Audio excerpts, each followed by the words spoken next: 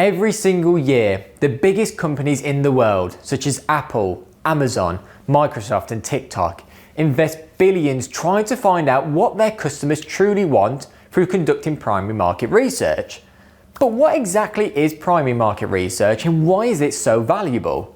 In this video, I'm going to cover and provide you all the information that you need to know to understand what primary market research is, as well as the advantages and disadvantages of conducting primary market research. To begin with, it's important for us to actually understand what do we mean by market research.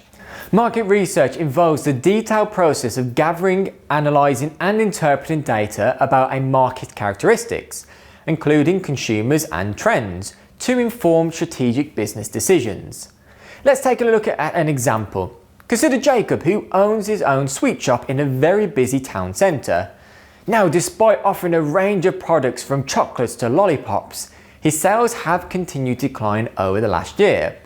Unaware of the cause, Jacob turns to primary market research to uncover what customer needs and wants are. Therefore, he decides to conduct some primary market research, which involves the collection of original data directly from individuals. This can be described as well as the do-it-yourself approach. Jacob now has several different methods that he can use, such as focus groups, interviews, surveys, product testing, and many more. Jacob opts to distribute surveys and questionnaires around the town centre at various times of the day. And from his research, he identifies a strong demand from chocolate products over children's sweets, based on the demographics of his local area. Now, before we take a look at the drawbacks of Jacob collecting primary market research, let's first of all uncover the advantages. Conducting primary market research has enabled Jacob to gather data tailored specifically to his objectives. His main goal was to understand how he could prevent sales in his shops from declining, essentially identifying which products should he focus on selling. And this is the first main advantage of primary market research, as he has been able to gain insight into his customer needs and wants. Jacob also maintains full control over the research process. This means he decides on the questions that are asked, the method of data collection, whom he decides to include in his sample, and when and where the data is collected. This approach provides more insightful findings tailored to Jacob's business. Now, if Jacob had relied on research conducted by others, such as a national marketing report, it might not have been that specific to his target market and not answered his objectives. But by Jacob venturing into the town centre, he was able to target individuals who are likely to purchase products from his shop. Furthermore, because Jacob is conducting the research currently, the information he collects is likely to be up to date. This ensures that when using this data for decision making, the quality of his decisions and the outcomes are likely to improve as they are based on current options. Secondary market research, in contrast, may be outdated. And finally, in a busy town centre, Jacob will face intense competition who are all trying to compete for the same pool of customers. And his rivals may have their stores only a few metres away from his shop. So having a competitive advantage will be extremely important.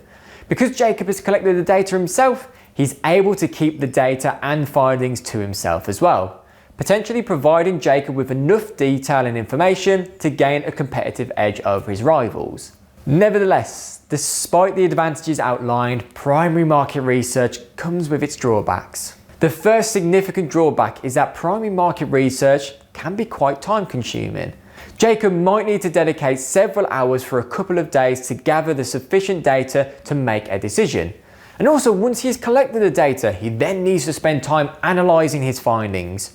All of this is time spent away from operating his sweet shop. Also, for large businesses conducting primary market research, it is often done by employees or by paying a third party to collect the data. And they may need to invest in systems to analyse all of the data. All of these expenses added together can be quite substantial. So, when comparing primary market research with secondary, primary market research can be more costly.